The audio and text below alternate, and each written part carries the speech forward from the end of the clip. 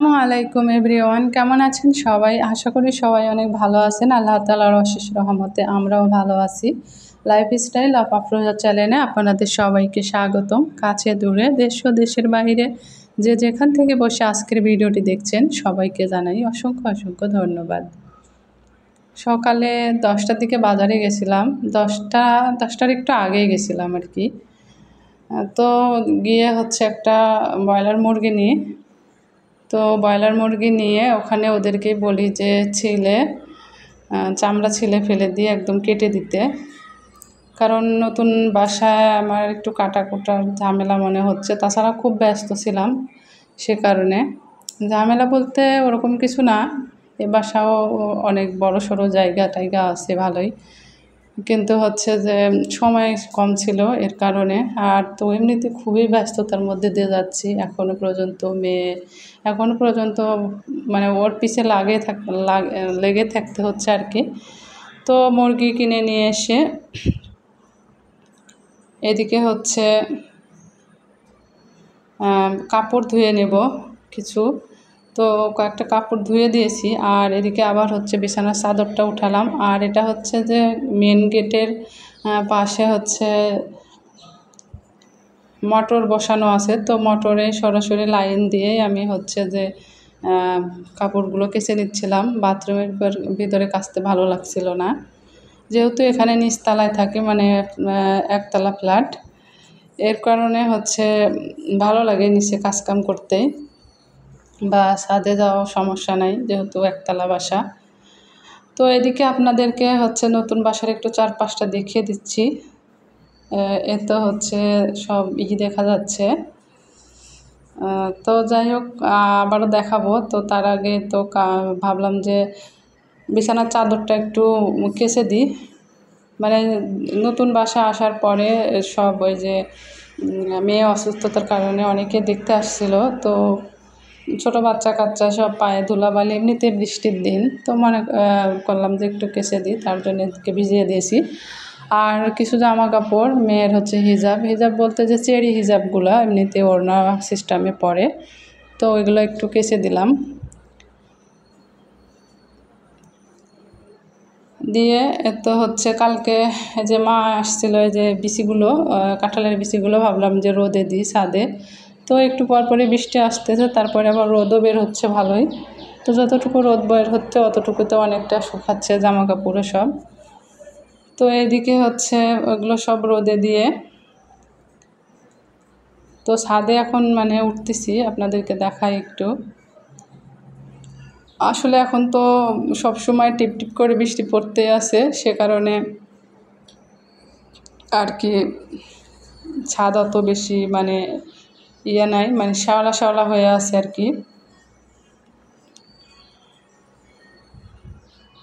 তো এদিকে হচ্ছে যে পাশে যে মানে 2 ইউনিটের বাসা, তো পাশের যে বাসা ভাড়াটিয়ারা থাকে ওনারাও অনেক ভালো,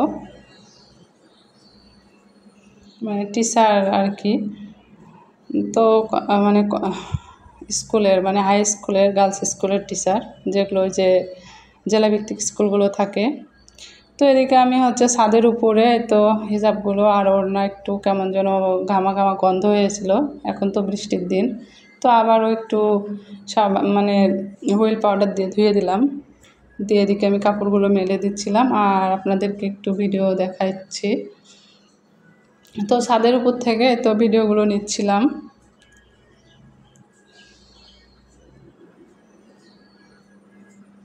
তো ছাদের উপর থেকে নিচ্ছি। আর এই যে পাশে যে বিল্ডিং দেখা যাচ্ছে, মানে পাকা করা প্লাস এমনিতেই ইটের গাঁথনি, ওটা হচ্ছে 6তলা বাসা। এইদিকে আমরা হচ্ছে যে ওই বাসার 7 বছর ছিলাম, মেয়ে যখন গার্লসে পড়তো।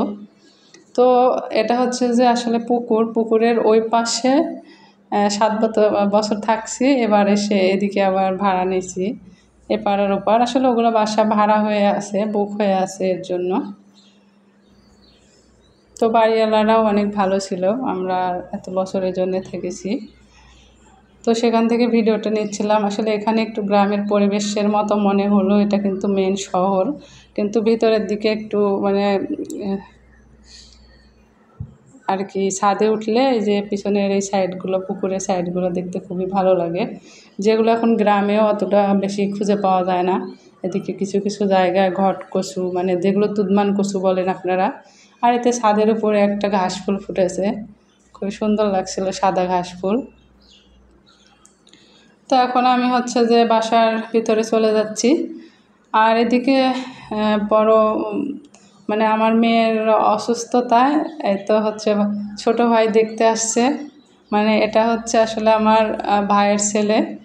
তো এত বেশি মোবাইল নিয়ে ব্যস্ত হয়ে গেছে, মানে দেখতে আসছে আপুকে, কিন্তু কোনো খবরই নাই।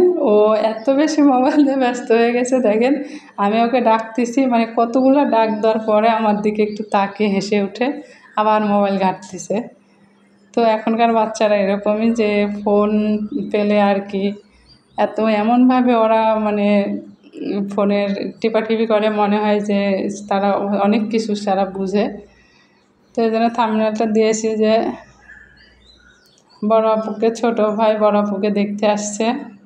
তো আমার মেয়ের অসুস্থতার সময় ওই যে সেদিন আমার আম্মা আসছিল বললাম, সেই তো তখনকারই ভিডিও, আগের দিনের ভিডিও আর কি ওটুকু। আর এদিকে সবাইতে বই খাতা ছিটিয়ে ছড়িয়ে কোনো রকম রেখেছি, আসলে তো বেশি দিন এখানে থাকবো না। তো যাই হোক, ভিডিওটি দেখতে দেখতে যারা এ পর্যন্ত চলে এসেছেন, প্লিজ মনে করে একটি লাইক দিয়ে দিবেন। আপনাদের একটি মূল্যবান লাইক আমার ভিডিওটি আরও 5 জনের কাছে পৌঁছাতে হেল্প করবে। তাই বলছি যে প্লিজ আপনারা সবাই ভিডিওতে লাইক দিবেন। আর আমি যার ভিডিও দেখতেছি, আমি আসলে বেশিটা সময় অন্য কাজে দিতে পারছি না। মেয়ে এখনই ভালো এখনই মন্দ, মেয়েকে নিয়ে অনেকটাই ব্যস্ততার মধ্যে আছি। তো আমি একদম ভিডিও শেষ পর্যায়ে চলে এসেছি। আর এদিকে আমি ওয়াইফাই লাইন নিয়েছি, সেটা একটু দেখে দিলাম। তো সবাই ভালো থাকবেন, সুস্থ থাকবেন, আল্লাহ হাফেজ।